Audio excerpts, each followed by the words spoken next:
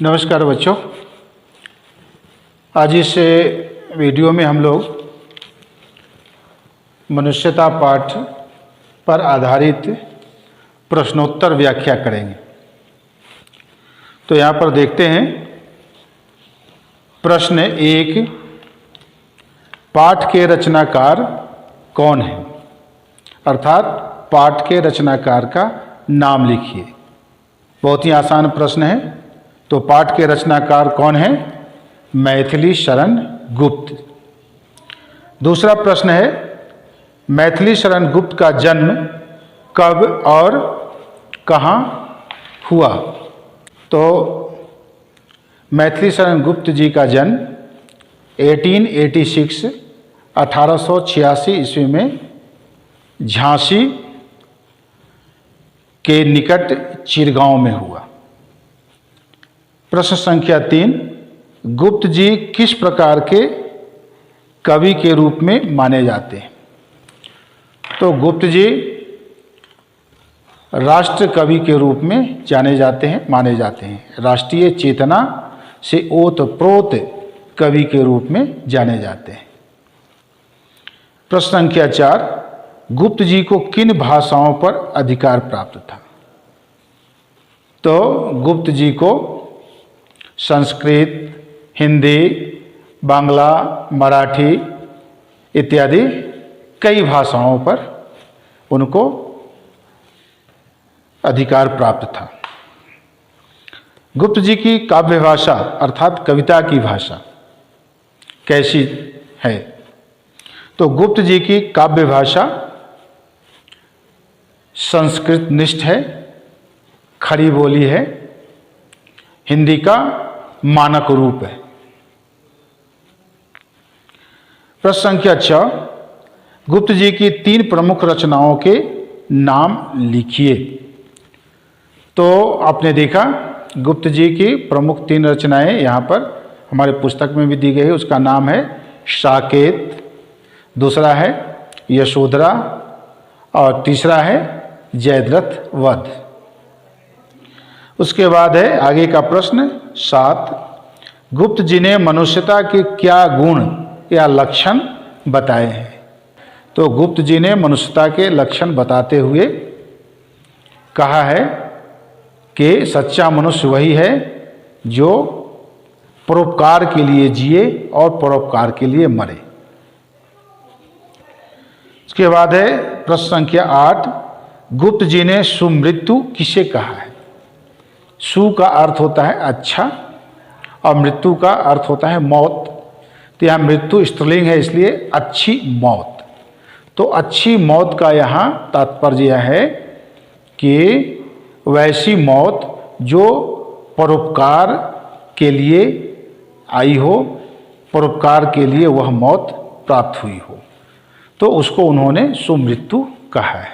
ठीक है। उसके बाद है प्रश्न संख्या 9, गुप्त जी के अनुसार पशु प्रवृत्ति क्या है? तो पशु प्रवृत्ति का मतलब है पशु की सोच, पशु के जैसे जीना, उनके जैसा विचार। तो इसमें कहा है कि वही पशु प्रवृत्ति है कि आप ही चले, अर्थात कि पशु प्रवृत्ति हुआ है जो स्वार्थ के लिए जीता है। ठीक है ना।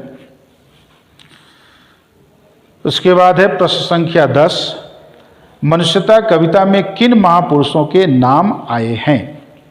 तो मनुष्यता कविता में यहाँ पर 5 महापुरुषों के नाम हैं। वे महापुरुष हैं कर्ण,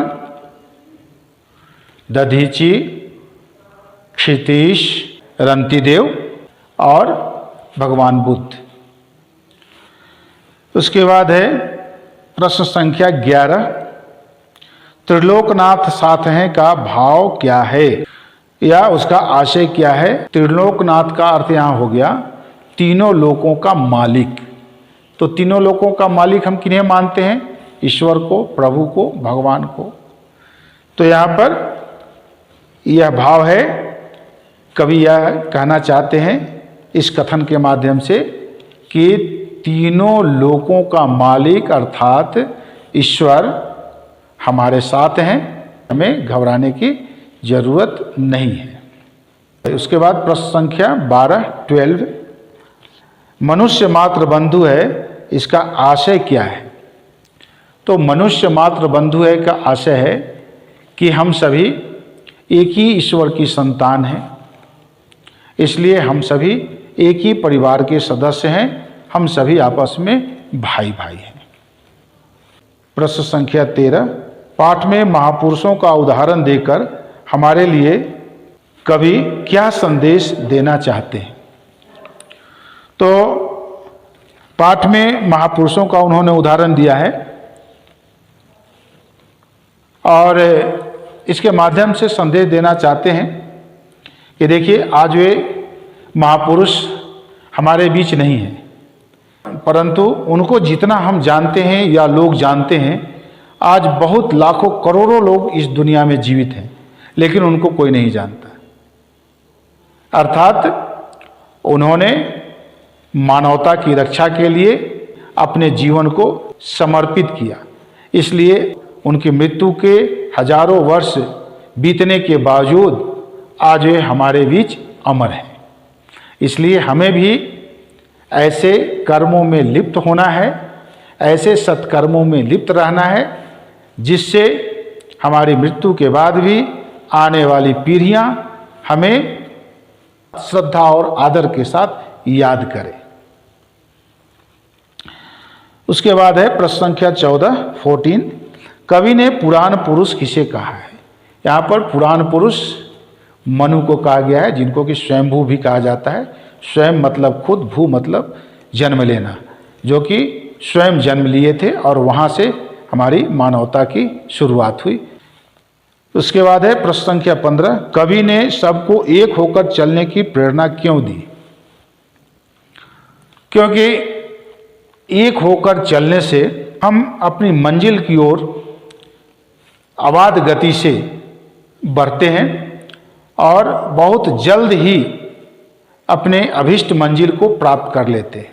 दूसरी बात यह है कि जिस अभिष्ट की प्राप्ति हमें होती है वह अस्थायी होती है। उसके बाद है प्रश्न संख्या 16 इस पाठ का नाम मनुष्यता क्यों रखा गया? क्योंकि इस पाठ में सच्चे मनुष्य के लक्षण बताए गए हैं, इसलिए इस पाठ का शीर्षक मनुष्यता रखा गया है।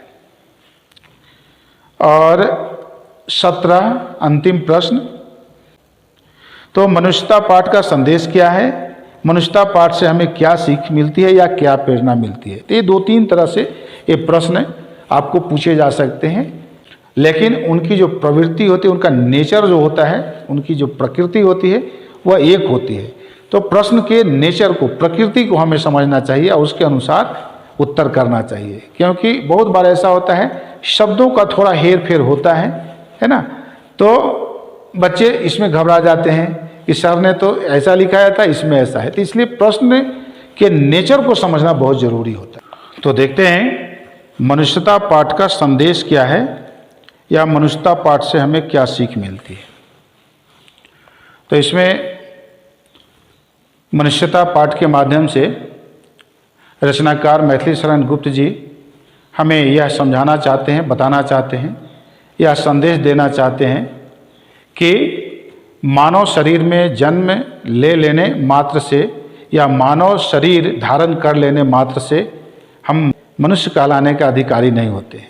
सच्चे अर्थों में मानव या मनुष्य कहलाने के अधिकारी हम तभी बन सकते हैं जब हमारे अंदर मनुष्यता के गुण समाहित होंगे।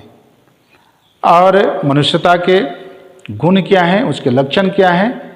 तो त्याग, सहनशीलता, परोपकार, सहानुभूति, दया, कृपा, ये सभी मनुष्यता के लक्षण हैं। तो इन्हें हमें समाहित करना पड़ेगा और एक सच्चा मानव बनकर हमें समाज में स्वयं को स्थापित करना पड़ेगा। ठीक है, ओके, बहुत बहुत धन्यवाद।